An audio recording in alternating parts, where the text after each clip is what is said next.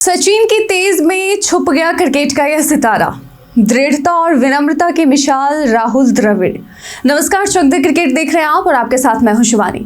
यह कहानी उस व्यक्ति की है जो भारतीय क्रिकेट की दीवार माने गए, एक ऐसा खिलाड़ी जिनकी गिनती भारतीय क्रिकेट के सबसे महान बल्लेबाजों में होती है, लेकिन फिर भी उनकी उपलब्धियां और योगदान बहुत बार सचिन तेंदुलकर की तेज में ओझल हो गए। उनका नाम सुनते ही आंखों में एक छवि उभरती है, एक संजीदा, स्थिर और अडिग बल्लेबाज जिसने किसी भी परिस्थिति में अपना कद कभी गिरने नहीं दिया। यह कहानी है भारतीय क्रिकेट के महानतम बल्लेबाजों में से एक राहुल द्रविड़ की। यदि सचिन तेंदुलकर को एक महाकाव्य कहा जाए तो यह उस कथा के जैसे होंगे जो हर किसी को मंत्रमुग्ध कर देती है, शिक्षित करती है और एक गहरे ज्ञान से भर देती है। लक्ष्मण एक अद्भुत कवि की तरह अपनी बल्लेबाजी से काव्यात्मक रचनाएं रचते थे, जिनमें हर शॉट में एक मधुरता और संगीतमयता थी। वीरेंद्र सहवाग को पढ़ना एक तेज तर्रार थ्रिलर जैसा था, जहां हर गेंद के साथ रोमांचक पल आते थे। और सौरव गांगुली जैसे एक लोकप्रिय उपन्यास के नायक अपनी खेल की शैली में ऊर्जा और आकर्षण को समेटे हुए थे, जो हमेशा लोगों को जुड़ा रखते थे। लेकिन राहुल द्रविड़ का तरीका एकदम अलग था। उनकी बल्लेबाजी एक ध्यानपूर्ण यात्रा थी, जिसमें खुद से संवाद और गहरे विचारों का मेल होता था। 2001 में ईडन गार्डन से लेकर 2006 तक किंगस्टन तक के उनके स्वर्णिम दौर में ऐसा लगता था जैसे उन्होंने अपने खेल में अनुभव, आत्मविश्लेषण और अंतर्दृष्टि के साथ एक नई दिशा पाली हो। उन्होंने अपनी बल्लेबाजी में हर तरह के जोखिम भरे शॉट से परहेज किया और अपनी तकनीक को परिष्कृत किया, जिससे उन्होंने विफलता के कगार को पीछे छोड़ते हुए एक स्थिरता और निरंतरता हासिल की। यह उनके उन साथी खिलाड़ियों के मुकाबले अलग था जो अपनी प्रतिभा और चंचलता से अक्सर उन्हें पीछे छोड़ देते थे। लेकिन द्रविड़ ने संयम, धैर्य और निरंतर अभ्यास के साथ अपने खेल को उत्कृष्टता की नई ऊंचाइयों तक पहुंचाया। और यही उनकी महानता थी, एक शांत, स्थिर और शोधपूर्ण प्रक्रिया जिसमें वे खुद को और अपनी तकनीक को लगातार परिष्कृत करते रहे।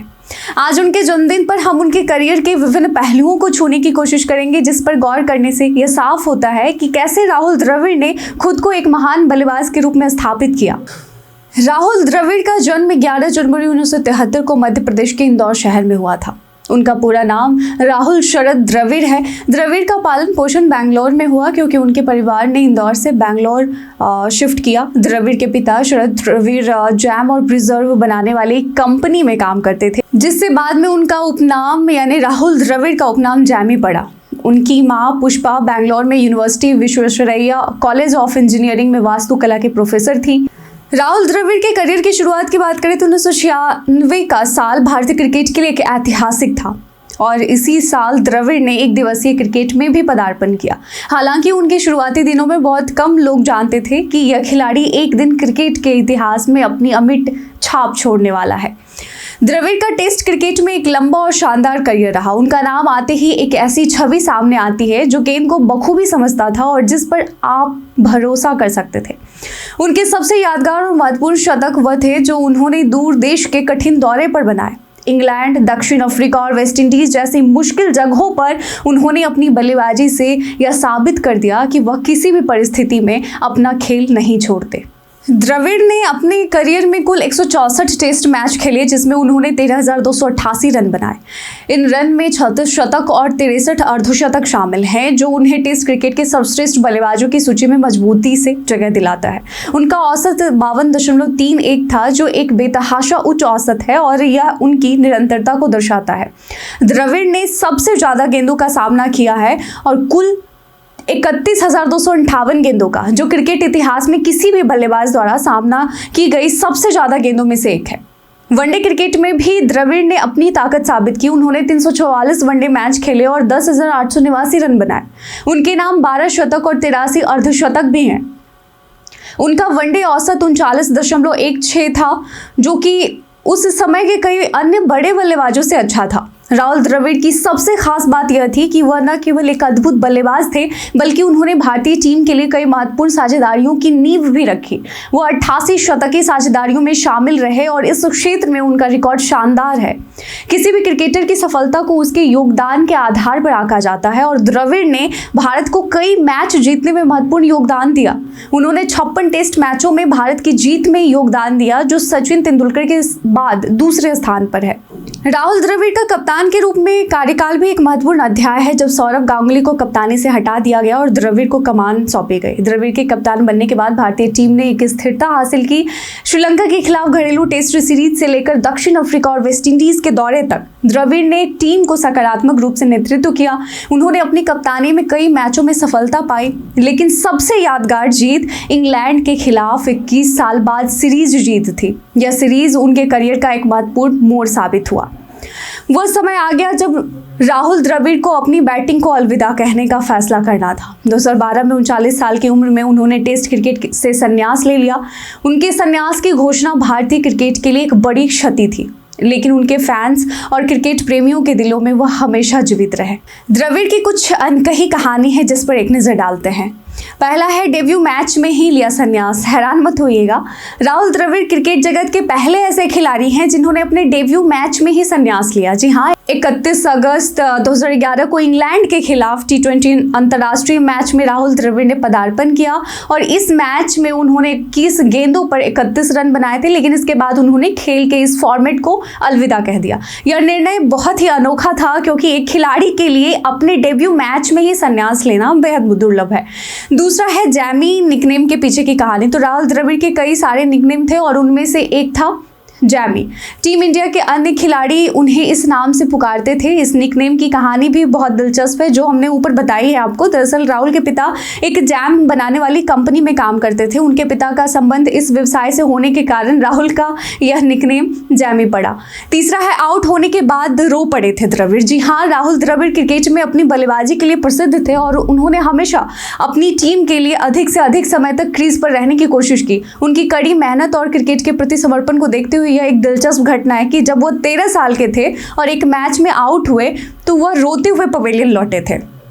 चौथा है, क्रिकेट से पहले हॉकी प्लेयर थे द्रविड़। जी हाँ, राहुल द्रविड़ ने क्रिकेट से पहले हॉकी खेली थी। स्कूल के दिनों में वह जूनियर स्टेट हॉकी टीम के खिलाड़ी थे। हालांकि उन्होंने क्रिकेट को अपनी प्राथमिकता दी और उसमें सफलता भी हासिल की, लेकिन उनकी शारीरिक फिटनेस और खेल के प्रति समझ उनकी हॉकी पृष्ठभूमि से भी प्रभावित थी।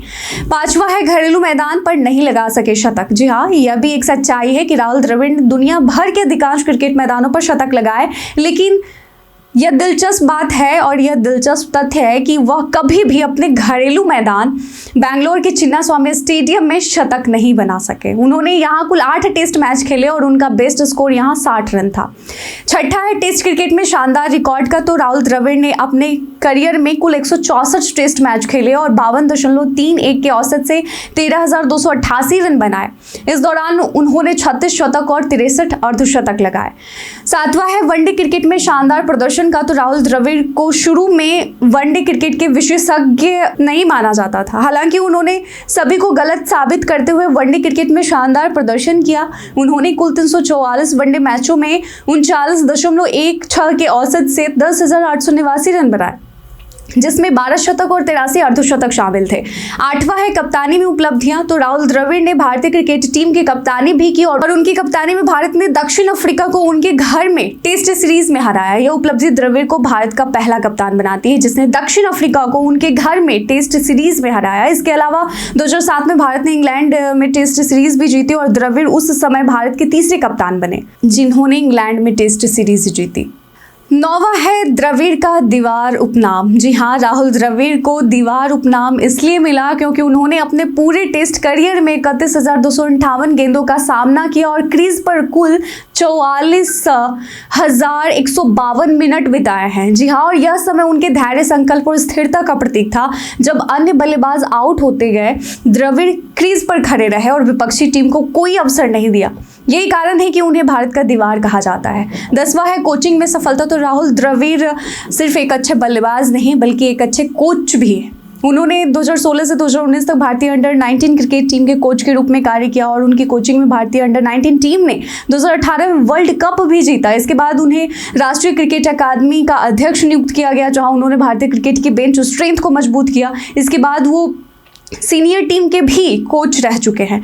द्रविड़ के रिकॉर्ड्स की बात करें तो राहुल द्रविड़ ने न केवल टेस्ट क्रिकेट में बल्कि वनडे क्रिकेट में भी शानदार प्रदर्शन किया। उनके पास कुछ अद्वितीय रिकॉर्ड्स हैं, जैसे 2004 में बांग्लादेश के चिटगांव में शतक पूरा करके वो सभी टेस्ट खेलने वाले 12 देशों के खिलाफ शतक जड़ने वाले पहले बल्लेबाज बने थे। गोल्डन डक से बचने का रिकॉर्ड है उनके पास। द्रविड़ अपने करियर में कभी भी गोल्डन डक यानी पहले गेंद पर आउट नहीं हुए हैं और यह रिकॉर्ड विश्व क्रिकेट में हर बल्लेबाज का सपना होता है और वो द्रविड़ ने किया है। टेस्ट क्रिकेट में सबसे ज़्यादा गेंदों का सामना उन्होंने किया है। उन्होंने करीब 31,258 गेंदों का सामना किया है और सबसे ज़्यादा समय क्रीज पर जो हमने पहले भी बताया कि 44,152 मिनट बिताए थे। सबसे बड़ी पार्टनरशिप इनके नाम है। उन्होंने सचिन तेंदुलकर के साथ मिलकर टेस्ट क्रिकेट में 6,920 रन की साझेदारी की है। द्रविड़ की विरासत की बात करें तो राहुल द्रविड़ का करियर केवल रन बनाने तक सीमित नहीं था। वह एक ऐसे खिलाड़ी थे जिन्होंने क्रिकेट के उच्चतम मानकों को अपनाया और उसे हर किसी के लिए एक आदर्श बना दिया। उनका जीवन और करियर क्रिकेट की दुनिया में एक दीवार की तरह खड़ा रहेगा, मजबूत, स्थिर और कभी न गिरने वाला। उनका संघर्ष, उनकी तकनीक और उनका नेतृत्व तो हमेशा क्रिकेट प्रेमियों के दिलों में अमर रहेगा। उन्होंने हमें यह सिखाया कि सफलता केवल रन बनाने से नहीं बल्कि खेल को सम्मान देने से आती है। द्रविड़ की कहानी हमेशा हमें याद दिलाएगी कि सच्ची महानता न केवल मैदान पर बल्कि जीवन में भी होती है। द्रविड़ की कहानी आपको कैसी लगी? आपको वो कैसे खिलाड़ी लगते थे जब वो खेलते थे या फिर अभी कैसे कोच लगते हैं?